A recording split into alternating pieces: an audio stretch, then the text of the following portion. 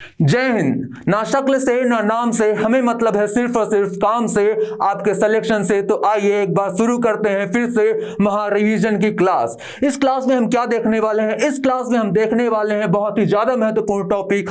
आप यदि पिछले वर्ष के पेपर उठाकर देखेंगे, प्रीवियस ईयर क्वेश्चन भी उठाकर देखेंगे, तो आपको यहां से एक ना एक सवाल जरूर मिलने वाला है। इस टॉपिक का नाम है वर्तमान में कौन क्या, और ये 2022 के नवंबर माह तक के होने वाले हैं।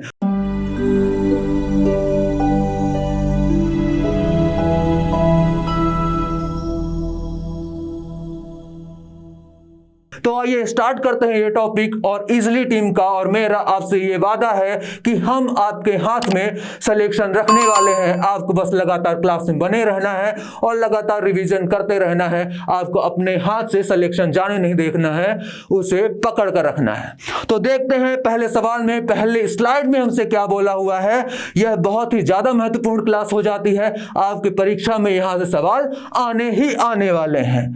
तो सबसे पहले हम देखते हैं हमारी राष्ट्रपति। जी हां, भारत के राष्ट्रपति को, और इनका नाम हो जाता है श्रीमती द्रौपदी मुर्मू जी। जी हां, श्रीमती द्रौपदी मुर्मू जी ये भारत की 15वीं राष्ट्रपति हो जाती हैं। आपको याद रखना है ये पहली आदिवासी महिला राष्ट्रपति हैं। जी हां, पहली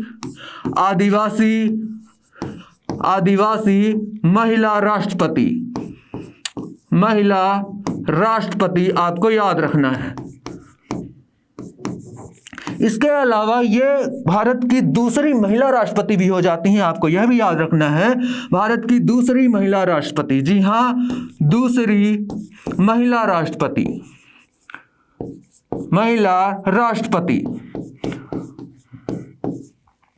और ये उड़ीसा से आने वाली एकमात्र राष्ट्रपति हैं। झारखंड की पहली राज्यपाल भी रह चुकी हैं। इसके अलावा आजाद भारत में पैदा होने वाली पहली राष्ट्रपति भी हो जाती हैं श्रीमती द्रौपदी मुर्मू जी।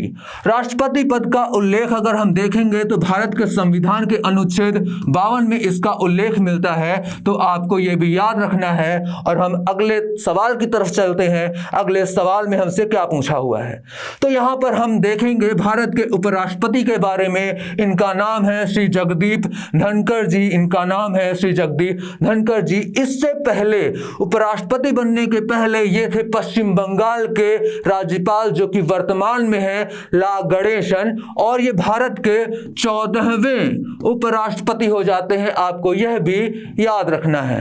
देखते हैं अगले सवाल में क्या पूछा हुआ है। भारत के प्रधानमंत्री, जी हां, ये है हमारे प्यारे नरेंद्र मोदी जी। जी हां, नरेंद्र मोदी जी, आपको नाम को अच्छे से याद रखना है। और ये भारत के 15वें प्रधानमंत्री हो जाते हैं। आपको यह भी याद होना चाहिए। नीति आयोग के अध्यक्ष होते हैं प्रधानमंत्री। जी हां, प्रधानमंत्री होते हैं नीति आयोग के अध्यक्ष। आपको अच्छे से याद रखना है, नीति आयोग के अध्यक्ष, नीति आयोग के अध्यक्ष। अब यदि आपसे मैं यह पूछूं कि उपाध्यक्ष कौन हो जाएंगे नीति आयोग के, तो आपको वह भी मालूम होना चाहिए कि नीति आयोग के अध्यक्ष कौन है। तो ये हो जाते हैं प्रधानमंत्री जी। और उपाध्यक्ष कौन हो जाते हैं? उपाध्यक्ष कौन हो जाते हैं? तो इनका नाम है सुमन बेरी। जी हां, सुमन बेरी हो जाते हैं उपाध्यक्ष नीति आयोग के। और सीईओ कौन है वर्तमान में? सीईओ की अगर हम बात करते हैं, परमेश्वरन अय्यर। नाम अच्छे से नोट कर लें,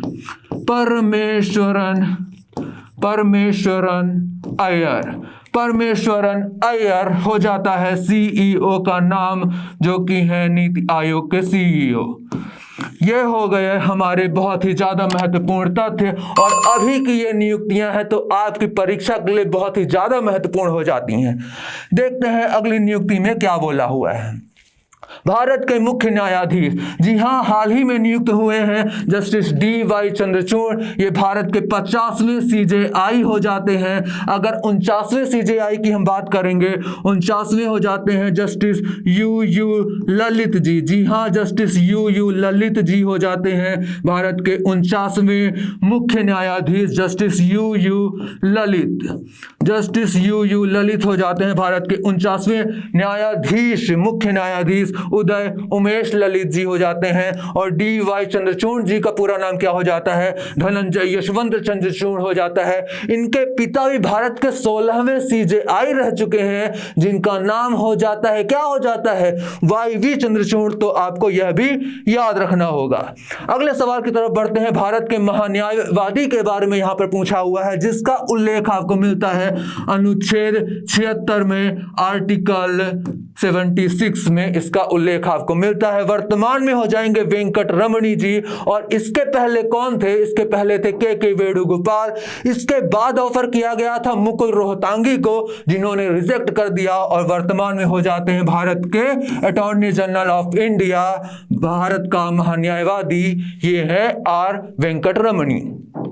अगले सवाल की तरफ देखते हैं। अगले सवाल में हमसे क्या पूछा हुआ है? तो यहां पर है भारत के मुख्य चुनाव आयुक्त, election commissioner of India, chief election commissioner of India. तो ये हो जाते हैं राजीव कुमार जी। भारत के अगर हम चुनाव आयोग की बात करते हैं तो 25 जनवरी, जी हां 25 जनवरी 1950 को इसकी स्थापना होती है। आर्टिकल 324 से लेकर 329 तक में इसका वर्णन होता है। आपको अच्छे से याद रखना है।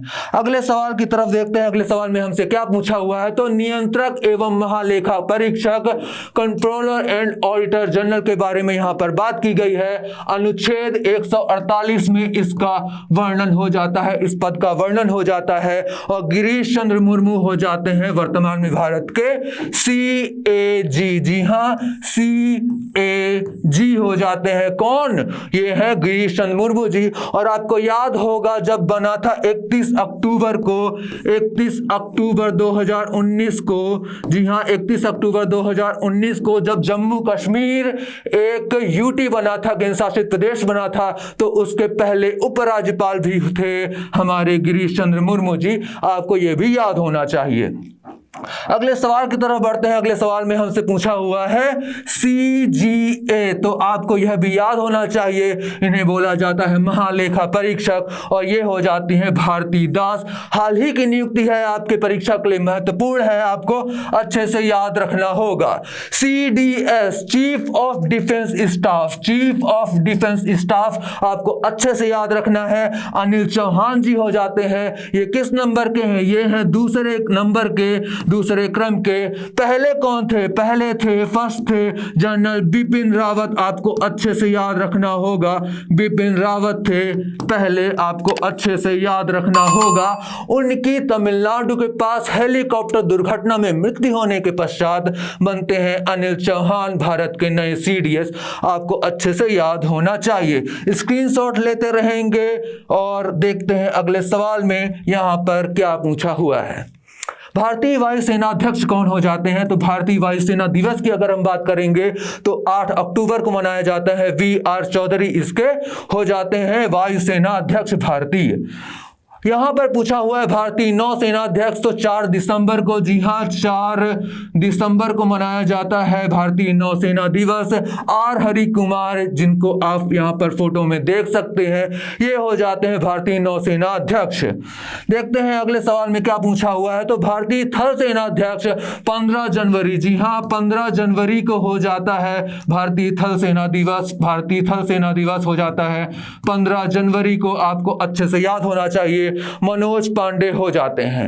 मनोज मुकुंद नरवणे भारत के पूर्व रह चुके हैं, क्या रह चुके हैं? भारतीय थल सेना अध्यक्ष रह चुके हैं। और chief of defence staff committee के अध्यक्ष भी रह चुके हैं। आपको अच्छे से याद रखना होगा, मनोज पांडे हो जाते हैं भारतीय थल सेना अध्यक्ष। आपको मनोज नाम में कंफ्यूज नहीं होना है, पूरा नाम आपको याद रखना है। बिल्कुल आगे बढ़ते हैं, देखते हैं अगले सवाल में। अगले सवाल में पूछा गया है इसरो के नए अध्यक्ष। आपको याद रखना है इसरो के बारे में 1969 में इसकी स्थापना होती है और इसके 10वें अध्यक्ष हो जाते हैं S सोमनाथन। आपको याद रखना है S सोमनाथ हो जाते हैं इसरो के 10वें अध्यक्ष।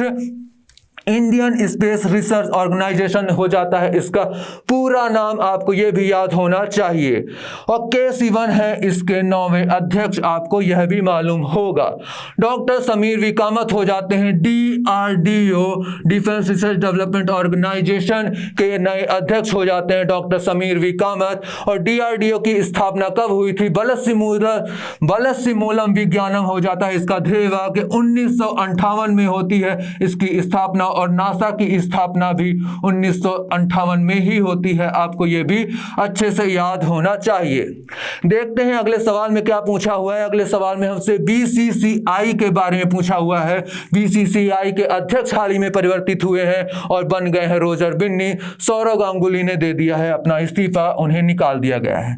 जी हाँ, यहाँ पर पूछा गया है प्रेसिडेंट कौन है इंडियन ओलंपिक एसोसिएशन के, भारतीय ओलंपिक संघ के नए अध्यक्ष कौन हो जाते हैं? आदिल सुमरीवाला हो जाते हैं इसके नए अध्यक्ष, आपको याद रखना है।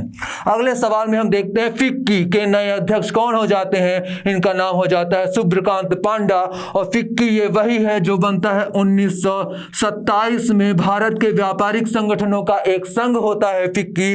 और महात्मा गांधी जी द्वारा महात्मा गांधी जी की सलाह पर महात्मा गांधी जी की सलाह पर GD बिरला जी ने और पुरुषोत्तम ठक्कर जी ने की थी फिक्की की स्थापना। और फुल फॉर्म आप इसका कमेंट बॉक्स में बताएंगे। फिक्की का फुल फॉर्म क्या होता है? सूर्यकांत पांडे जी हो जाते हैं इसके नए अध्यक्ष। यहां पर पूछा हुआ है सेबी के बारे में आपसे पूछा हुआ है। और माधवीपुरी बुच हो जाती हैं इसकी पहली महिला अध्यक्ष हो जाती हैं। तो आपकी परीक्षा की दृष्टि से बहुत ही ज्यादा महत्वपूर्ण हो जाता है यह सवाल। 1988 में होती है इसकी स्थापना, 1992 का हो जाता है अधिनियम। और आपको बताना है इसका हेडक्वार्टर कहां है और इसका फुल फॉर्म क्या हो जाता है, सेबी का फुल फॉर्म क्या हो जाता है। मैंने आपसे 2 सवाल पूछे हुए हैं। पहला सेबी का फुल फॉर्म पूछा हुआ है, सेबी का हेडक्वार्टर भी मैंने आपसे पूछा हुआ है, और मैंने आपसे पूछा हुआ है फिक्की का फुल फॉर्म। ये 2 सवाल आपके लिए। और हम मिलेंगे आपसे अगले वीडियो में। इजली टीम की तरफ से आप स्वस्थ रहें, पढ़ते रहें और जय हिंद।